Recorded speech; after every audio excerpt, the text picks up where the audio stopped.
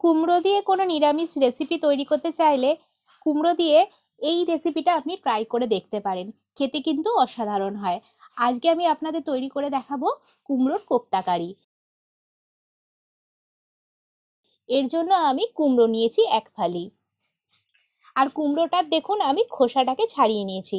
এখন এই কুমড়োটাকে গ্রেটারের দ্বারা গ্রেট করতে হবে।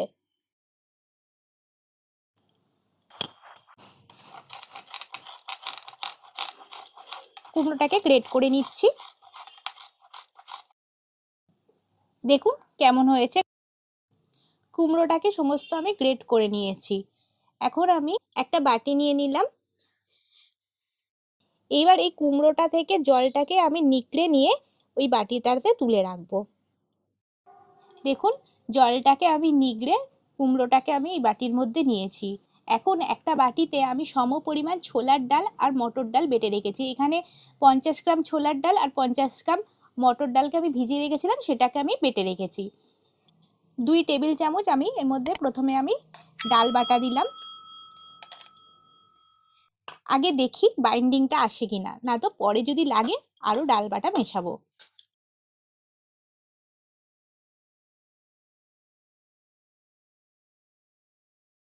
এখানে আমি 50 গ্রাম ছোলার ডাল আর 50 গ্রাম মটর ডাল বাটা পুরোটাই দিয়ে দিলাম।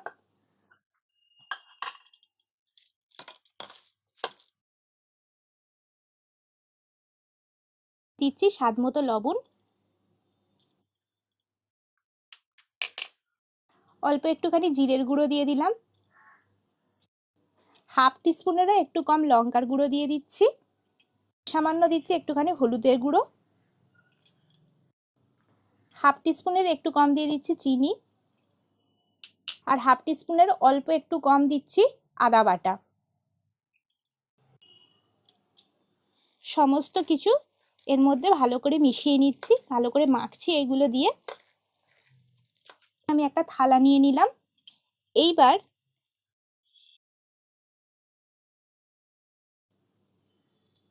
এইভাবে হাতে করে বল পাকিয়ে নেব।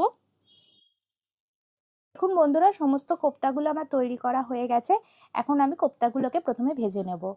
আমি কোপ্তাগুলো ভেজে নেব, এই জন্য ইন্ডাকশানটা অন করে ইন্ডাকশানে একটা কড়াই চাপিয়ে দিলাম। কড়াইয়ে দিয়ে দিচ্ছি কোপ্তাগুলো ভাজার জন্য তেল। একটু বেশি করে তেলটা দিতে হবে। দেখুন বন্ধুরা, তেলটা গরম হয়ে গেছে। এবার আমি একটা একটা করে কোপ্তা আস্তে আস্তে করে ছেড়ে দেবো।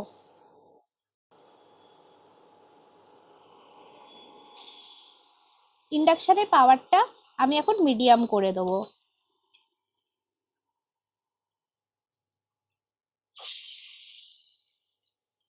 বড়াগুলোর ওপর দিয়ে আমি তেল দিয়ে দিচ্ছি।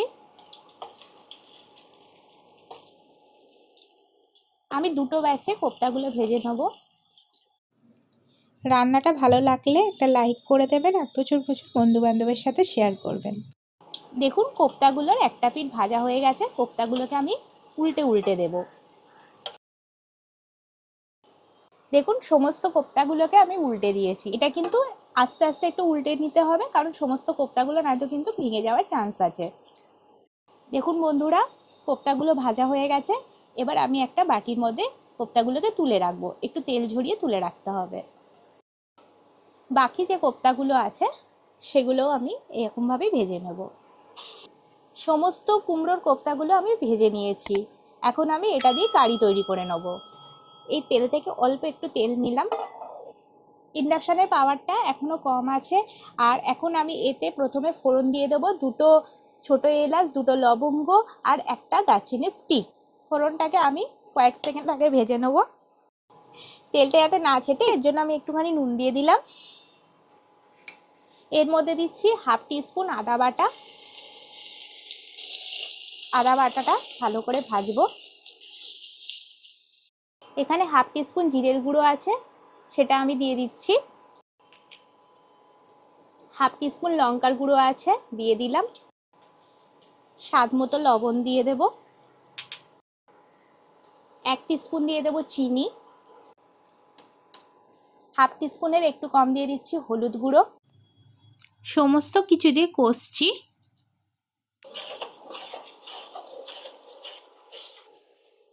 এর মধ্যে আমি 5 পিস কাজু আর 1 টেবিল স্পুন পোস্ত বেটে রেখেছিলাম, সেই কাজু আর পোস্ত বাটাটা এর মধ্যে দিয়ে দিচ্ছি।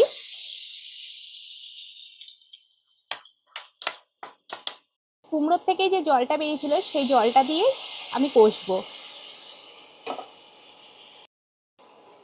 এখানে আমি টক দই দিয়ে দিচ্ছি 3 টেবিল স্পুন। আর টক দইটাকে কিন্তু আমি ভালো করে ফেটিয়ে রেখেছিলাম।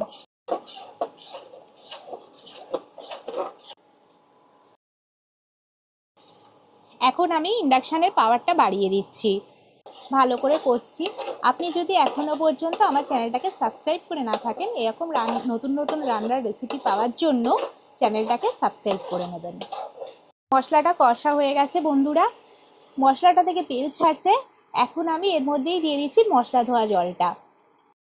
এর গ্রেভিটা কিন্তু আমি একটু বেশি করব, কারণ কোপ্তা তো, কোপ্তাটা দিলেই কিন্তু জল টেনে নেয় কোপ্তাটা, এই জন্য তখন আর গ্রেভিটা পাবো না, ওই জন্য একটু গ্রেভিটা একটু বেশিই রাখছি। গ্রেভিটা এখন ফুটুক, গ্রেভিটা ফুটে উঠলে তখন আমি কোপ্তাগুলো এর মধ্যে ছাড়বো। ঝোলটা ফুটে উঠেছে, ঝোলে আমি কয়েকটা কিশমিশ দিয়ে দিচ্ছি, কিশমিশ দিলে খেতে ভালো লাগবে। এখন আমি যে কুমড়োর কোপ্তাগুলো ভেজে রেখেছিলাম, সেই কুমড়োর কোপ্তাগুলো আমি আস্তে করে ঝোলে দিয়ে দেব। সমস্ত কুমড়োর কোপ্তাগুলো আমি ঝোলে দিয়ে দিলাম।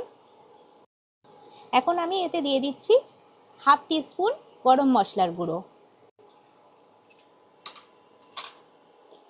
গরম মশলার গুঁড়োটা ভালো করে মিশিয়ে নিতে হবে।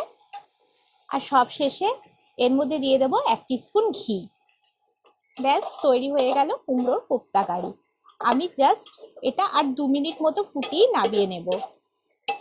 দেখুন বন্ধুরা, কুমড়োর কোপ্তা কারি একদম রেডি হয়ে গেছে, আর আমি এখন এটা নামিয়ে নেব।